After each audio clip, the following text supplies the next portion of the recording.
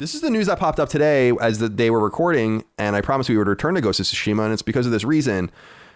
Entertainment website Variety has a surprising yet intriguing piece of news. Sony is hard at work on a film rendition of Ghost of Tsushima. A joint project between Sony Pictures and the newly founded PlayStation Productions, Ghost of Tsushima is a PlayStation 4 exclusive game that launched last summer to critical and commercial accolades. Indeed, Sony has revealed that the game has sold more than 6.5 million copies to date. Thankfully, Sony-owned studio Sucker Punch, responsible for the game, will executive produce the film, which will be directed by Chad Stahelski. I think I'm saying that right? Is that how you say it? Yeah. Because he's the... Okay. I think so. He's, of course, famous as the director and sometimes producer of the smash hit John Wick action series, starring Keanu Reeves. So that's a huge get for them. Nothing else is currently known about the film, though it appears set to tell the story of protagonist Jin Sakai. There's no casting or anything like that yet. Meanwhile, website IGN reports word from Naughty Dog's Neil Druckmann himself that The Last of Us HBO series currently underway will follow closely to the events of the first game, at least in the first season. So we have that kind of confirmation, and it sounds like they might continue beyond that. And by the way, in the story, if you read about it, Neil says that he's seen the prosthetics for the clickers and that they're awesome, and I totally believe it. So I can't wait to see that. Nice. And finally, in random game film news, a Sniper Elite film is being made. Word of this also comes by way of Variety, which confirms that Brad Payton will star as the film's protagonist. Payton is perhaps best known for 2015's San Andreas.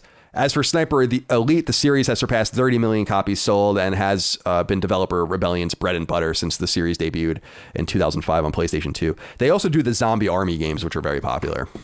Rebellion is kind of quietly trucked along, made fairly popular games, 30 million copies, no doubt. Now, Chris, I saw your reaction to the Sniper Elite film news, so let's start there. No interest. No.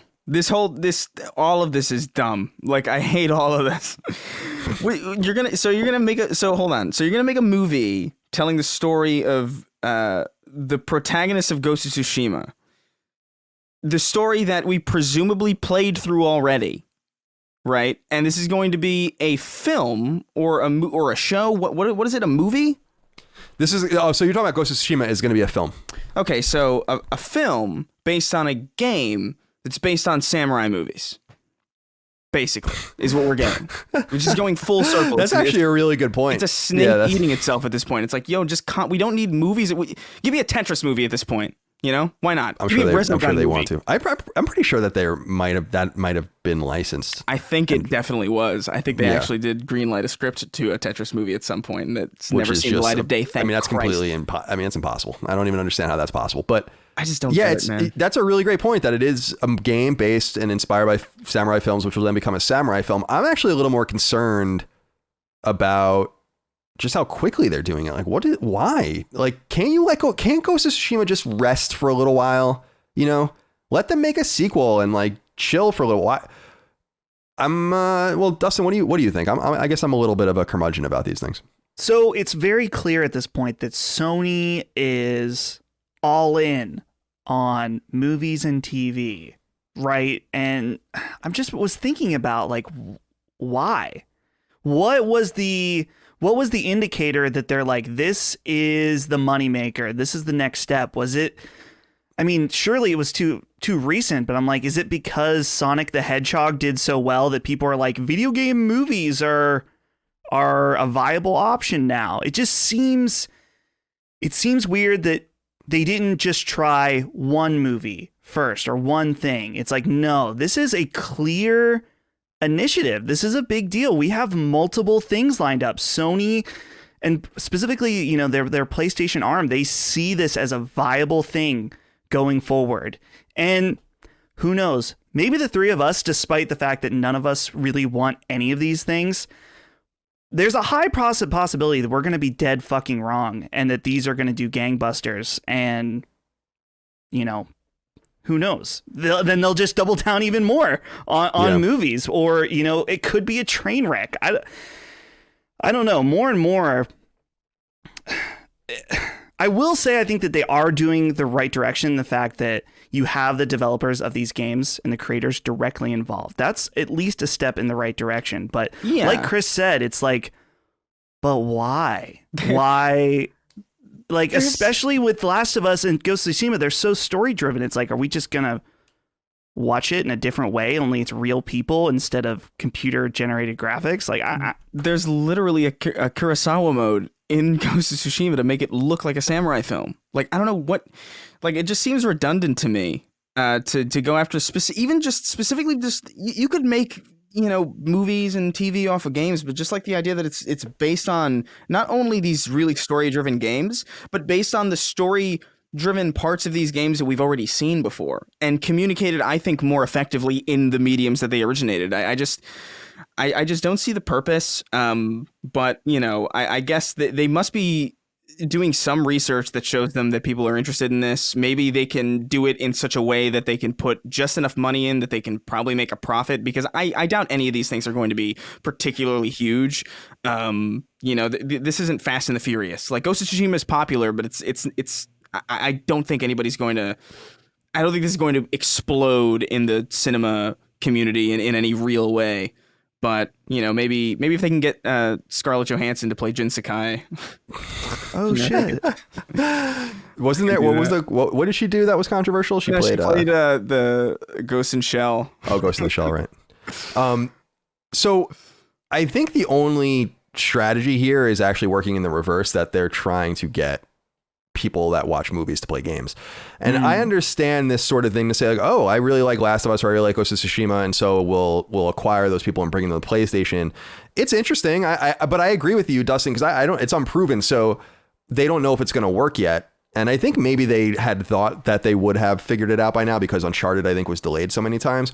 But we have that film to look forward to, in which Tom Holland completely sandbagged it already in an interview. So I'll be shocked if that Uncharted movie is anything better than bad, based on the way he talked about how he portrayed Nathan Drake, as if he has, again, no idea who Nathan Drake is. So very exciting stuff in the works. By the way, I wanted to read this letter from the audience, though, because it does deal with a rumor that's percolating.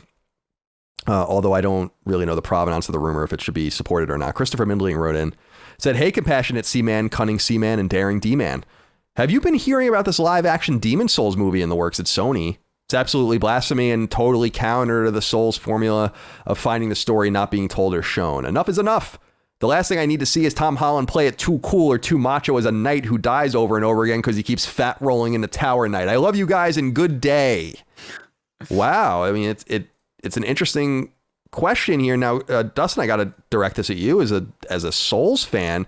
This rumor is making the rounds. It's not being picked up by a lot of websites because the provenance is this weird website, so who knows if it's true or not. But I actually wouldn't be surprised at all that it was true. So what do you think? I mean, it's probably true because I hate it. So therefore it will be true. But yeah, no, what Christopher said here is just the thing about Souls games. I'll try to keep this very short, but it's like they're focused on gameplay. That's the whole point. But what's cool is that you can just play the games and have a good time and just enjoy the setting and maybe a little bit of a direction. But there's a really deep story that you can dive into if you want. Colin, this is how you have designed some of the story in one of your games more recently. Yeah. And so that's a very rewarding experience, is to like, oh, I found out this bit of lore from this item description. It's not for everybody, but it's there. And so to me, just it's like the epitome of missing the point. So I don't like it, but it will happen. But here's the thing, Dustin. Fuck you. We're going to make a movie. Yes, that's exactly it, though. I guarantee you someone has told them that exact thing, and they're just like, yeah, but movie. Yeah. The thing Azil is... Kizelbash, whatever that guy's name is, like, he just wants movies. I don't know, man. At least do a show, you know? At least do like a Castlevania type deal. Like, I don't know. Like, I just feel like, again, the whole taking this medium and like throwing it into like movies and TV, like it's not something that I particularly enjoy, but at the very least, just throw it.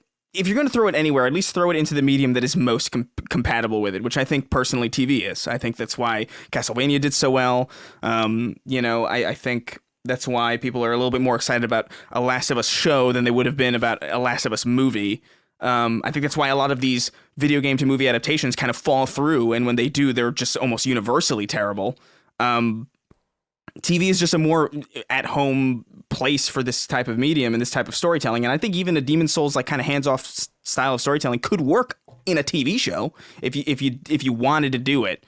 But this is just bizarre to me. I don't. No one who clicks on Demon Souls on Netflix because like, oh, I like Game of Thrones type aesthetics. No one who just sits there and browses Netflix casually and stumbles across Demon Souls is gonna be like, man, I should pick up Demon Souls.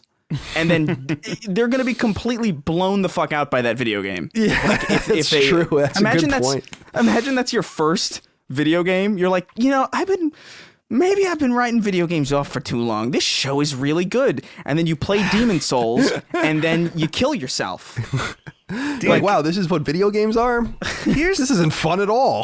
Here's the thing, though, guys, is that the problem isn't necessarily even the fact that it's taking a video game property and making it into a movie. It's that it's always done in the way that is like the worst way that would make sense to us who are the fans of it. I'm not saying everything needs to be catered to us, but here's a simple pitch, okay? A HBO series called Rapture Before the Fall. And it is a series that starts from the beginning of Rapture. It follows Andrew Ryan. The end of the series can be when the plane crash happens. Mm-hmm. And this makes sense because while there would be some combat in the later half, it wouldn't necessarily make sense to tell that story in a game. It would make sense to be a character-driven show. Do that. Like, that makes perfect sense. And it would be intriguing to people who don't know about BioShock. And fans of BioShock would probably, like, jizz their pants at the very thought of it. Because I know that I practically am. Yeah. I think that's also just a better way for people who, aren't interested in video games. Because if you watch, like, a prequel series to BioShock that you don't know is a prequel series, and then it ends, and you're like, oh, that was really cool. I want more of that. And it's like, well, hey, guess what? The sequel to the show you just loved is playable on pretty much everything at this point. And you got one of the best games ever just waiting for you after you've just watched like a pretty good show. I think that's the best way to do it, but it's never that. It's always just like, what's the first game? Let's do that. Or like, I think Castlevania's done it the best, honestly. Like I just can't. Agree. It's just so goddamn good for no good reason. And people really like The Witcher too, which I think is a huge inspiration. The Witcher's pretty good too. Witcher's not bad at all. It's a little cheap looking, but it's fun and enjoyable. I mean, CD Projekt, before they fell from grace, was very open about saying like they were selling a ton of copies of the game because of the show. So I'm sure everyone's looking at that and being like, well, yeah, probably, yeah. We got to get Tom Holland's glistening abs as Nathan Drake. That's what everyone wants. Yeah, so that's certainly what that interview was just so good. It's like I had a tough time communicating Nathan Drake's telepathy. It's like, what? Yeah, he was confused for sure. But I mean, actors sandbag shit all the time. I mean, that was clearly what that was. Yeah. So expectations are set, Tom. I hear you.